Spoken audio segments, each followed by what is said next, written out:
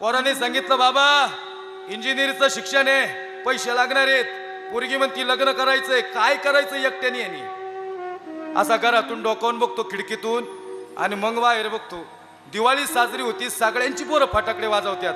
गडे हे जी पोरं गाड्यात घरात बसलेत ना, हे तुमचं माझं सांगतोय, इथं दुसऱ्या कोणाचं नाही सांगत. आपण कधी घरात बसलो ना त्याला राहवलं नाही. ते 10,000 व्याजाने काढले त्यांनी, फटाकडे आणले, सगळं सगळ्यांना आणलं, सगळ्यांना दिलं. म्हातारीला बी चांगली साडी आणली. आई आठवा बरं तो क्षण, आणली त्यांनी साडी. आणि मग म्हातारी म्हणती चांगलं लुगडं आणलं मला, लेकरांना फटाकडे आणले, पण तुम्हाला नाही कपडे आणले बाई. ते म्हणला काय माहिती का, माझ्या मापाची कपडे नाही मिळत बाजारात म्हणून नाही आणले. खरंच सांगा आई, मला तुम्हाला विचारायचंय, त्याच्या मापाची कपडे होती का नव्हती हो बाजारात? अरे त्यांनी त्याच्या मापाची कपडे आणली असती ना तर इथं बसताना एक तरी त्याच्या घरातला कुटुंबातला एक व्यक्ती वंचित राहिला असता.